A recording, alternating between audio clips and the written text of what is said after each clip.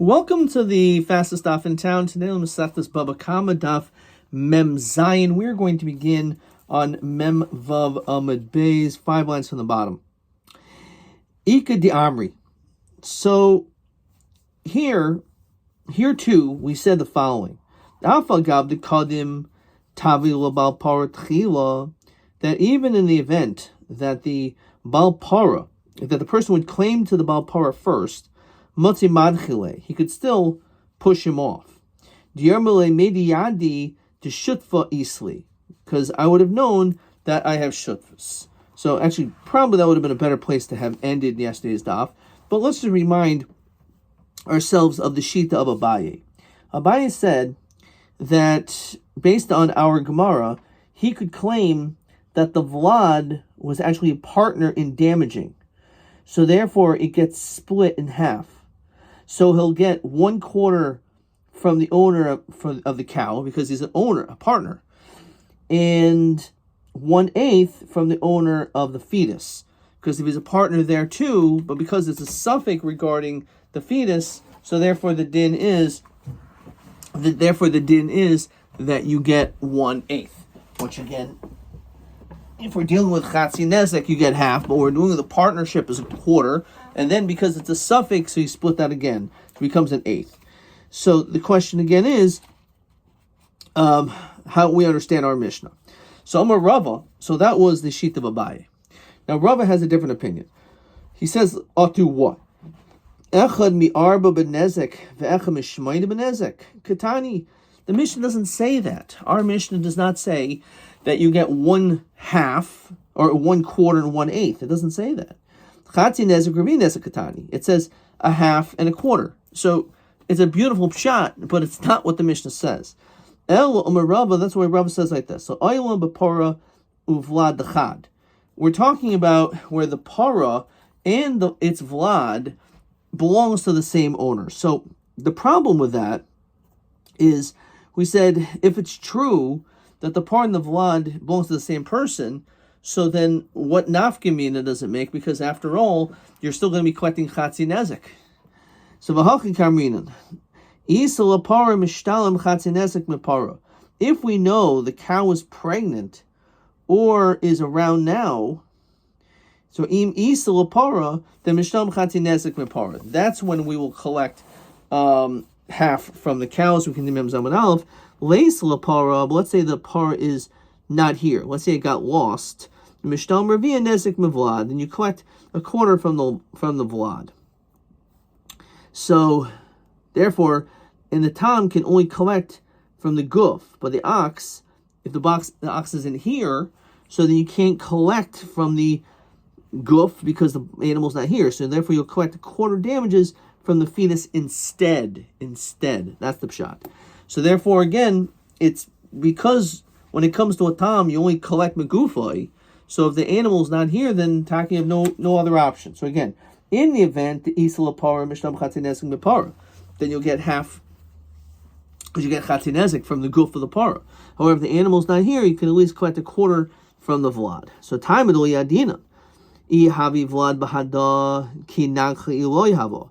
The whole reason why we have this doubt is because we don't know what took place first.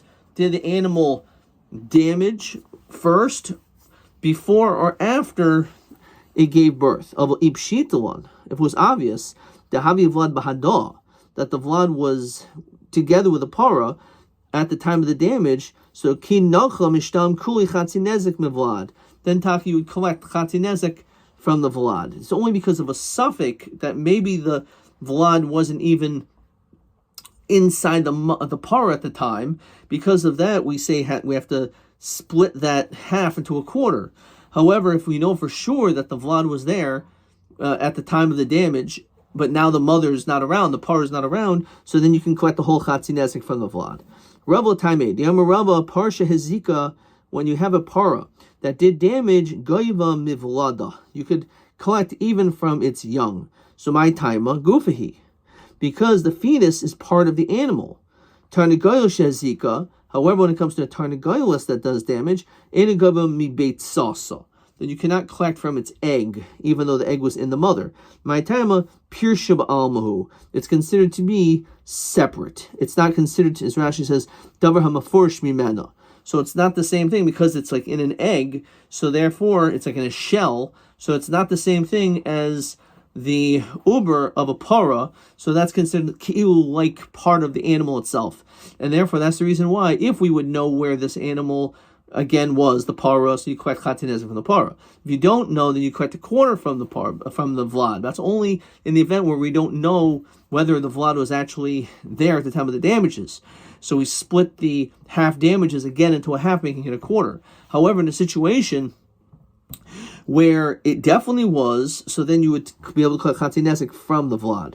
V'yomer Rava, ein shamin lapara bifnei atzma uvlada bifnei atzma el shaman levlad al gav para. So let's just read it the language. That what we do is we evaluate the difference between a cow with a vlad and a cow without a vlad. So it's done together, not separately, and therefore that's what we do. We don't evaluate the para by itself and the vlad by itself, but rather we evaluate them both together. That's how we do this. If you don't say that that's what we do, that we should evaluate the vlad together with the para, so that we should know the difference between a cow with a vlad and how much it is without a vlad, so we can know the difference. So nimsa ata machish esamazik, then you're actually causing an extra loss for the mazik. You're causing an extra loss for the mazik. Says Rashi, machish is mafsid. It doesn't mean really machish, like weaken. It means you're causing an extra loss for the for the mazik. And the Gemara is going to discuss this at greater length. The same thing is if a person would cut the arm of his eved. Says Rashi, Ein shaman hayad b'fnei atzmai. We don't evaluate the arm by itself. Loimer kama adam roitzel litol l'katoy yad eved kazeh. How much would a person want? Davadi haroi avdu shalim. If a person would see his eved with his two arms, in kaitei yadav el b'damim merubim, it would be a lot more. Avol shamim eved zeh kama hu shav achshav kama hoya shav atchila. We figure out how much the eved is worth now and how much he was before, and therefore that's the difference he would have to pay. The same thing when a person would damage his friend's field, says Rashi, let's say you cut a row of vegetation, or achal aruga achas, you ate a row of vegetation, so ain't shaman oisel we don't evaluate it by itself. El shaman beis sab oisa sad kama haisa yafa tchilama. We see how much is this field worth before this row was eaten, and how much is it worth now that this row is gone.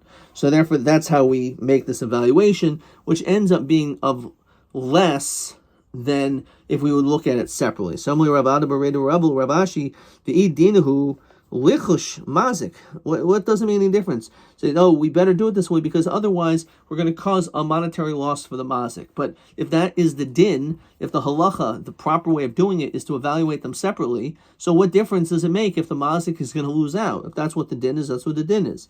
So the answer is mishum, because diarmale para barta aziktoch, because he could say that this cow, since it's viewed as one, this pregnant cow is what damaged. Param abarta shamenaloch. And therefore, a pregnant cow is how you should evaluate. Okay. So pshita, par dechad v'vlada dechad. So it's pasha the following case. If let's say the animal belongs to two different people, pitma labal para. So if the cow got fattened up, so we say that the animal that got fattened up, so the difference goes to the bal para because it's the cow that's being fattened up. Navcha mai. What happens since if it got expanded, then what's the din? So it looks bigger due to its pregnancy, which gives the appearance to greater value, but not due to its being fattened up by the owner. So Rapapa Omer Labal Para, Ravach Bereda Rabbi Omer Choylkin hilchas choylkin, that it should be divided up between the owner of the para and the owner of the vlad. Question 1. Para dechad, vlad dechad, they own different ownership. L'mi shayach hashevach shemachmas petuma v'navcha. So if it's machmas petuma, then it goes to the Baal Para. If it's the navcha, so it's machokas. Rav says it goes to the Baal Para, and Rav Melissa says cholkin, which in fact is the halacha. Okay. Weiter. Says the next Mishnah. Says the Mastisa. Hakadar shehichnis kedei roisa v'chatzer bal habayis shel bershus. Let's say you have a potter, and this person, he brings his pots into the rishus of someone else, but he didn't get permission to do so. The shavro behemtoi shel bal habayis, and again, he had no business bringing his pots in there. He didn't have permission to do it, but he did. And then the owner of that chutzner, of that property, his ox broke them. So in that case, potter, it's not going to be the responsibility of the owner of the shore, because you should never have brought them into my property. If the animals got injured because of these pots, so then the Baal Kaderos is going to be chayev, again, because he shouldn't have brought them in there. However, on the other hand, if let's say he was given permission to bring these things into this chatzar, Baal HaChatzar chayev, then of course the Baal HaChatzar is chayev because he gave him permission, and therefore because of that, if the owner's ox broke them, he should have realized that this was a possibility. So instead of a pottery or pots, we're dealing with fruit. And you brought fruit, again, without permission. Same thing, if the animal eats these fruits, it's not the owner of the ox's fault. You shouldn't have come in. And let's say, for whatever reason, the ox slips on the fruits, and it causes damage to the animal, so you're chayav for those damages. Sounds very similar to the ratio.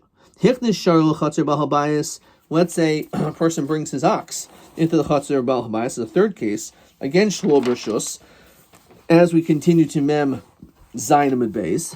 He did this without permission.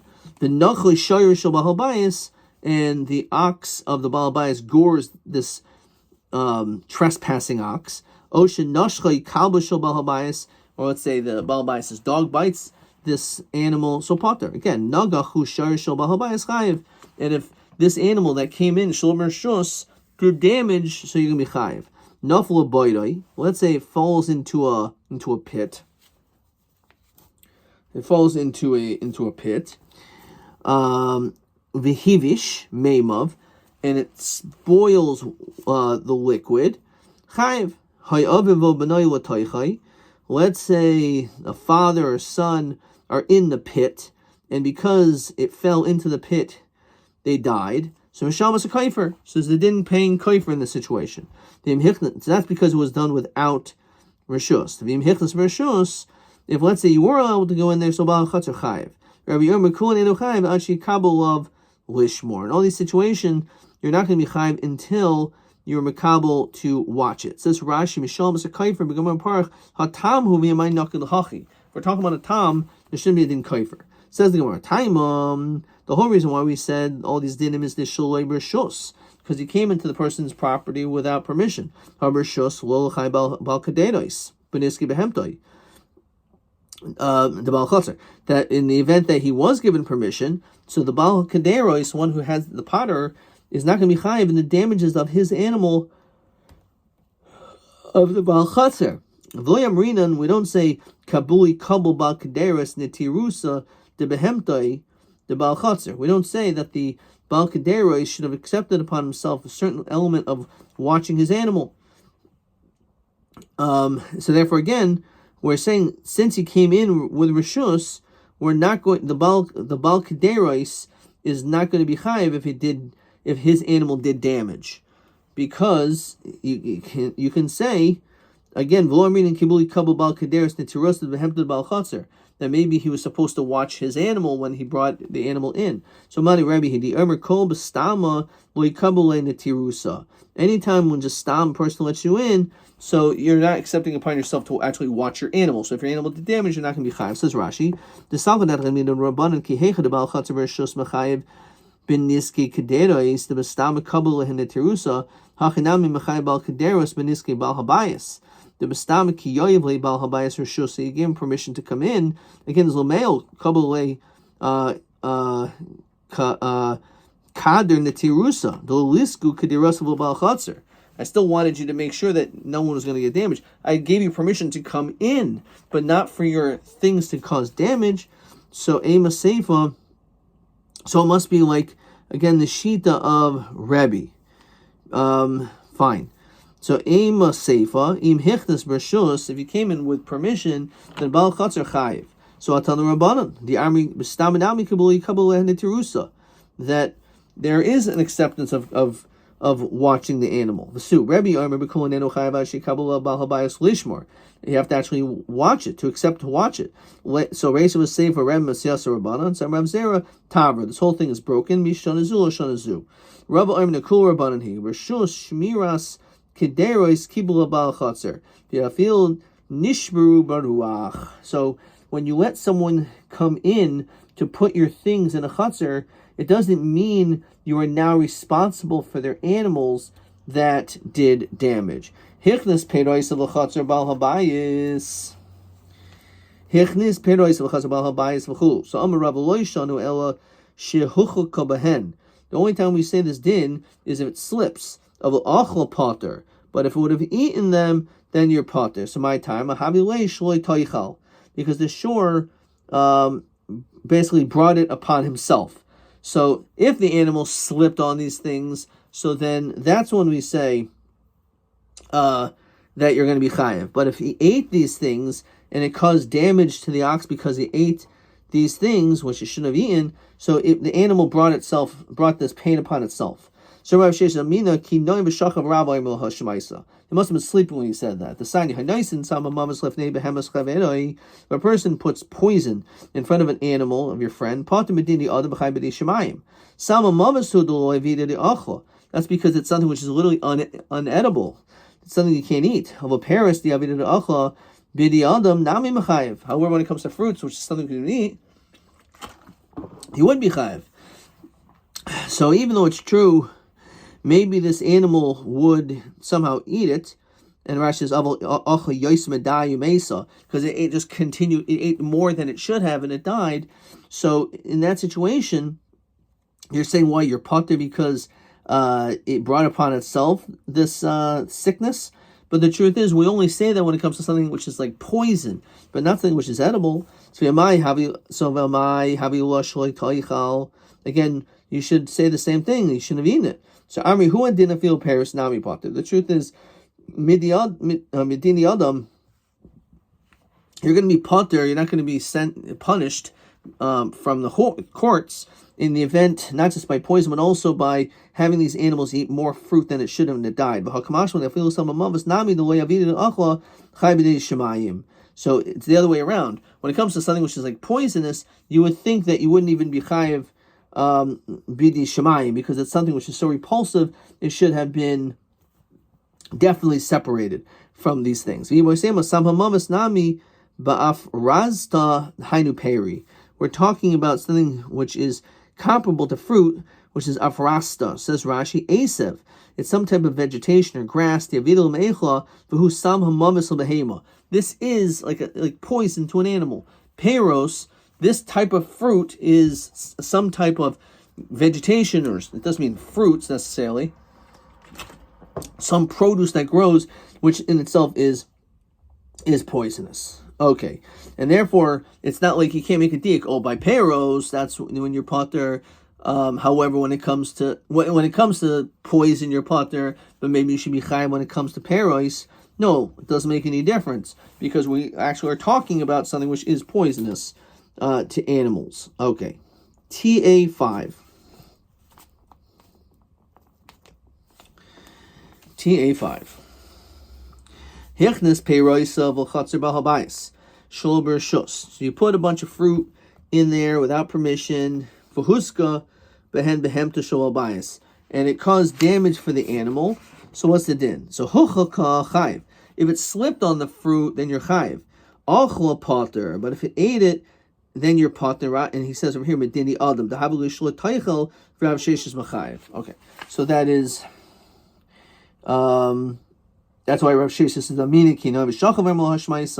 he actually disagrees with this. Fine. So that is TA 5. Let's see, maybe the same thing. Question TB6. Hichnas peres v'chatzer chaveiroi bershus o shabol bershus v'vashor memakam achav achlam, and it ate it. He imbalashor chayiv madua. So if it's shalom bershus and it ate it, so let's see how he writes it. It's not so posh. Bershus chayiv. If you went in there, you're chayiv kivan de duchta aknila havli chatzer hanizik. So it's considered chatzer nizik. Shalom bershus pater. De lab b'sadei acher de nizik karinin bay. I'm not sure if we completely got to that, but okay. All right, let's go weiter.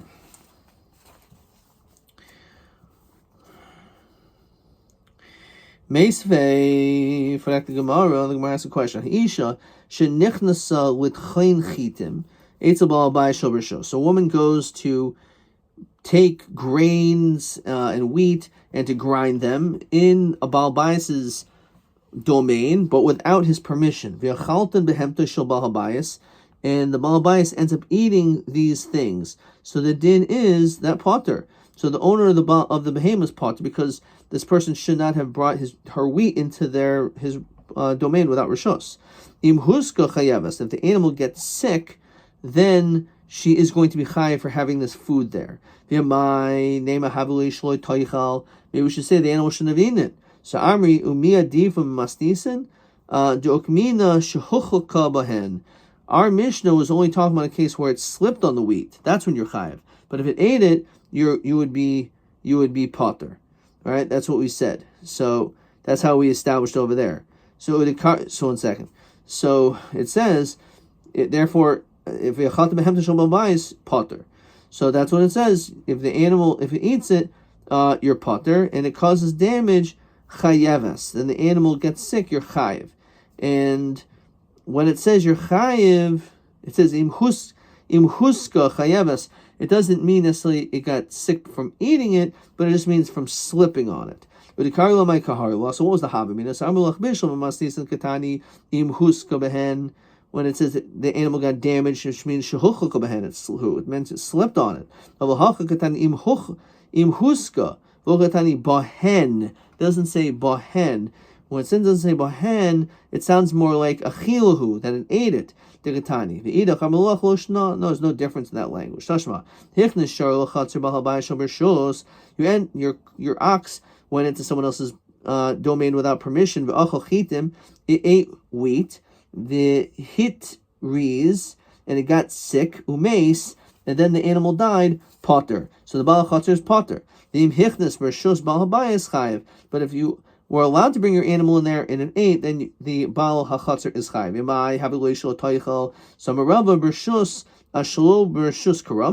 You're asking a case, a stira, of getting permission without getting permission to go in. When it comes to having permission, so the reason why, if you have permission, you're going to be chayiv is because you accept upon yourself the shmira of this animal. If you feel chanak es atzmo, even if it would strangle itself. So the Baal HaChatzar accepted responsibility to watch the shore, and therefore that's the reason why, if it's rishus, that's why it's going to be chayiv. Shul rishus will be potter. Okay, so now let's see this answer. Question 5. Hochaka chayiv. This is just straight up question 5. This is no TA 5.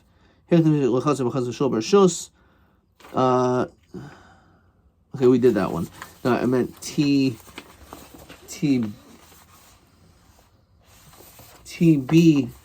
Hichnas piras v'chatzah chaver b'rshus, o shelo b'rshus uvo shor memakam acher v'achlon. It ate it and got sick. Im bal hashor chayiv b'madua. Oh, bal hashor. Oh, this is not the case. Okay, this is the case of the Baal Chatzar. So again, by the case of Baal Hashor, if fine. Any more questions? Adkan.